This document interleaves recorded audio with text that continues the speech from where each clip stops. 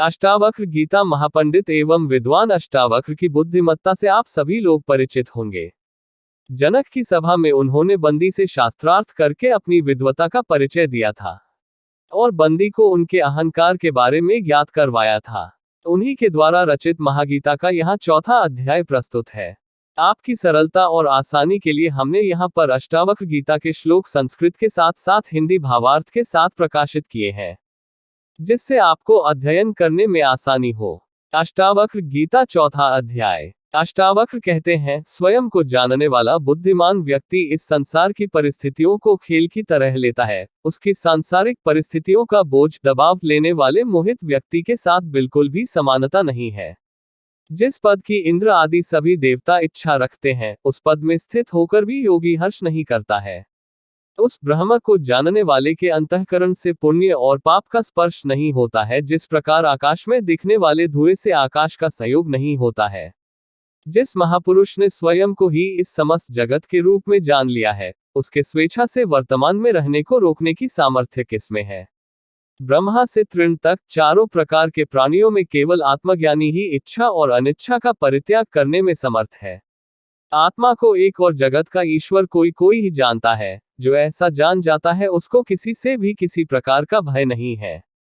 स्वयं को सुख और दुख में समान, पूर्ण, आशा और निराशा में समान, जीवन और मृत्यु में समान सत्य जानकर ब्रह्म से योग एकरूपता को प्राप्त करो। अष्टावक्र गीता पांचवा अध्याय। अष्टावक्र गीता पांचवा अध्याय। अष्टावक्र कहते हैं, तुम्हारा किसी से भी संयोग नहीं है, तुम शुद्ध हो, तुम क्या त्यागना चाहते हो। इस अवास्तविक सम्मिलन को समाप्त करके ब्रह्म से योग एकरूपता को प्राप्त करो। जिस प्रकार समुद्र से बुलबुले उत्पन्न होते हैं, उसी प्रकार विश्व एक आत्मा से ही उत्पन्न होता है। ये जानकर ब्रह्म से योग एकरूपता को प्राप्त करो। यद्यपि यह विश्व आंखों से दिखाई देता है परंतु अवास्तविक है। विशुद्ध तुम में इस विश्व का अस्तित्व उसी प्रकार नहीं है जिस प्रकार कल्पित सर्प का रस्सी में। ये जानकर ब्रह्म से योग एकरूपता को प्राप्त करो। स्वयं को सुख और दुख में समान, पूर्ण, आशा और निराशा में समान, जीवन और मृत्यु में समान सत्य जानकर ब्रह्म से योग एकरूपता को प्राप्त करो।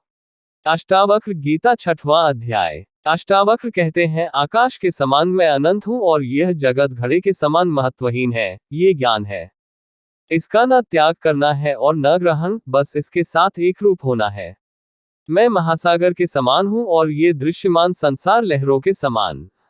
ये ज्ञान है, इसका न त्याग करना है और न ग्रहण, बस इसके साथ एक रूप होना है। ये विश्व मुझमें वैसे ही कल्पित है जैसे कि सीप में चांदी। ये ज्ञान है, इसका न त्याग करना है और न ग्रहण, बस इसके साथ एक रूप होना है। मैं समस्त प्राणियों में हूं जैसे सभी प्राणी मुझमें हैं। ये ज्ञान है, इसका न त्याग करना है और न ग्रहण, बस इसके साथ एक रूप होना है। कहा जाता है कि अष्टावक्र द्वारा रचित महागीता का एक श्लोक 1000 माणिकों की तुलना में भी बहुत अमूल्य है, क्योंकि अष्टावक्र गीता के श्लोकों में गागर में सागर भरने जैसा बताया गया है। लोक हित के लिए गीता बहुत ही महत्वपूर्ण ग्रंथ है जिसे पढ़ना भी आवश्यक है। अगर अष्टावक्र गीता से संबंधित किसी भी सलाह, सुझाव या शिकायत के लिए आप अपना कीमती विचार कमेंट्स के माध्यम से हम तक पहुंचाएं।